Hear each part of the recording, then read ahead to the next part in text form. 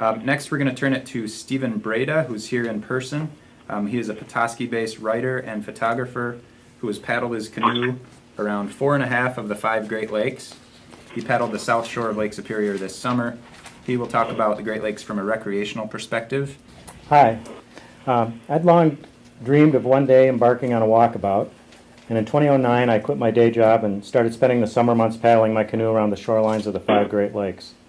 In 2009 I made it around Lake Huron, in 2010 Lake Michigan, 2012 Lake Erie, and in 2013 Lake Ontario. This past summer I paddled the U.S. coast of Lake Superior, hoping to paddle the Canadian shore next summer, the Canadian shore of Superior.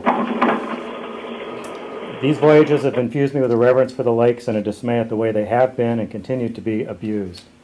For the past century or so, the Great Lakes have been a dump for litter, oil and salt runoff from roadways, effluent from sewer systems, tailings from mining operations, ordnance from military exercises, mercury deposits from power plants, pesticide and fertilizer runoff from farms and lawns.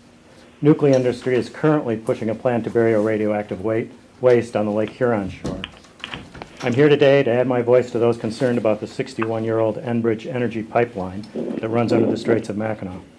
A rupture of that section of pipeline would cause untold damage to the environment and threaten the drinking water and livelihoods of the people of my home.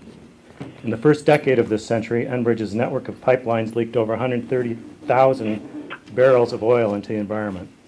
That record, combined with the myriad uncertainties of responding to a spill in the Straits, should compel Michigan's government officials to conduct a thorough public review that weighs the benefits versus the risks of the pipeline to the citizens of the state. I've paddled my canoe across the Straits several times.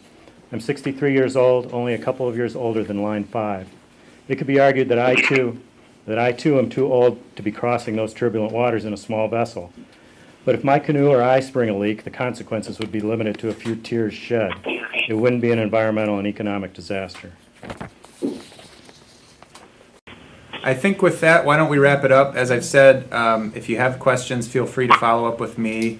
Andy McGlashan, my information is on the press release and other materials. I'd also point folks to oilandwaterdon'tmix.org.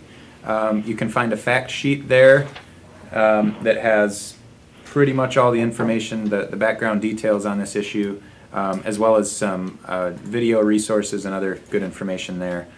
So again, feel free to contact me or others in the campaign, and thank you very much for joining the call. We appreciate it.